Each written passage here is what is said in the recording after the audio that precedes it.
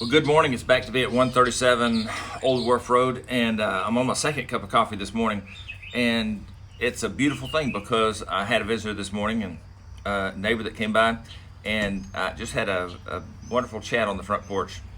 Well, you know what? The same thing happened yesterday.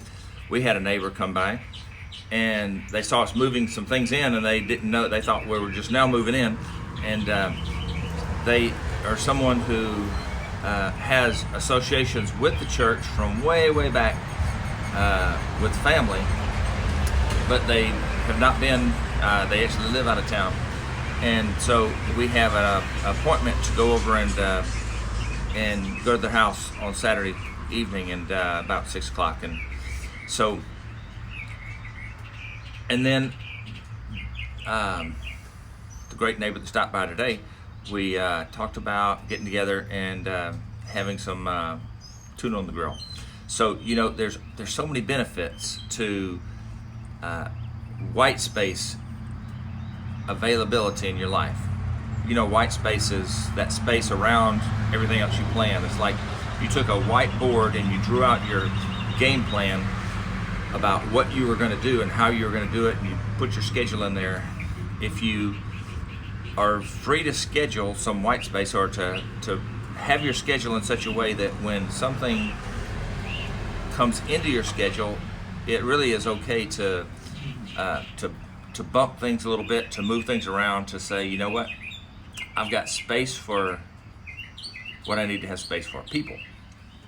And that's what we just love, is people and having space and making the time that's not really having to produce it out of anywhere, because we schedule our lives with the priorities that people are the most important things. This moving business and all that, that's just something necessary we do. So we've stretched it out over 3 or 4 weeks. It might be stretched out over another 3 or 4 weeks before we get settled, because people are the most important thing. So anytime you see us around the house, you see the cars in the driveway or over at the church office, whatever, stop by. And don't worry about interrupting. If there's something we really have to do, then we'll let you know. But typically, our way of life is people come first, stuff and other things come next, and we'll work it out. So today's scripture, you know what? It's continuing. I can see the pattern. It's continuing with the Father's Day theme, and so Ephesians chapter 6 today. It says. Well, the actual verse that's the verse of the day in BibleGateway.com is 6 verse 4, but I've got to go back and look at the context and see. Sometimes I just got to add the context to the scripture readings, and so that's what we're doing today, is we're going to verses 1 to 4. And so Ephesians chapter 6 verse 1, it says, "Children, do what your parents tell you." It's like a command. So, and that's important, that God tells us as children to obey our parents. Children, do what your parents tell you. This is only right. Honor your father and mother is the first commandment that has a promise attached to it, namely that you will live well and have a long life. So if you do what your parents tell you, kids, you will live well and have a long life. So parents, if you're not showing your kids the morning devotion, this might be a great start. Or say, listen, I got to show you this. I'm not going to do it every day, but I got to tell you this today, because if you want to have a good life, if you want to live well and have a long life, you'll obey your parents. That's a great thing mom and dads get to tell the kids, because it's true. It's from the scripture.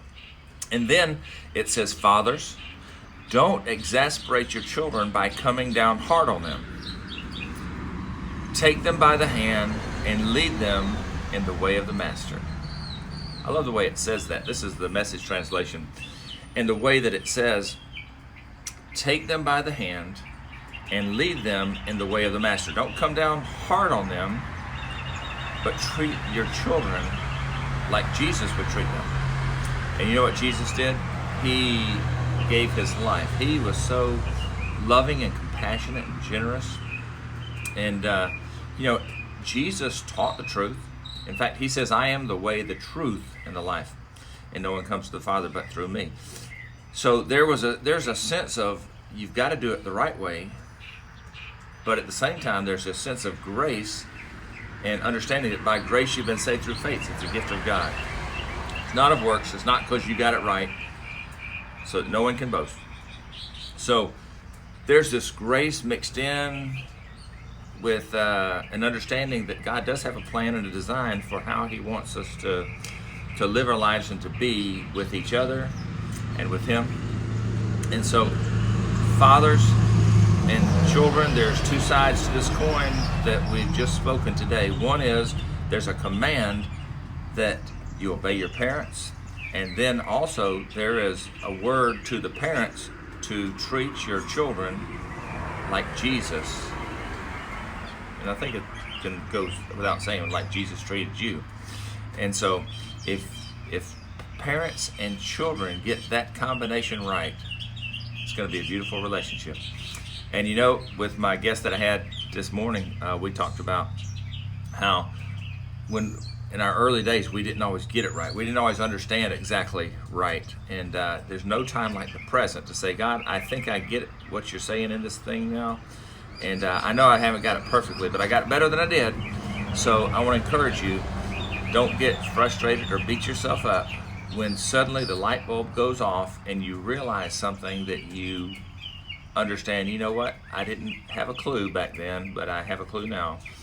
And in God's grace, just live out what you know now, because a few years down the road, it'll probably be the same thing. You'll look back and you'll say, I don't know how I didn't see this then, but I can see it now. It's an ever-growing and learning process. Being a parent's not easy. Being a child sometimes, well, that's even more difficult. But as we grow and learn, we learn to appreciate one another even more and more. And as we talked about this morning again, also, our appreciation for our dads has increased as we have grown in age also. And when I look back, I have so much appreciation for my dad and his sacrifice for me and his way of interacting with me in a way that I needed at the time. And I can now see how he specifically did that. So go and, do your best with your children or with your grandchildren, and I just be thankful. As we approach this Father's Day, we're just continuing, I guess, in the scripture to lift up dads and be thankful for them in many different ways and to learn. So go forth and have a great day, and good to see you again. Stop by. We'll see you later. Thanks. Bye-bye.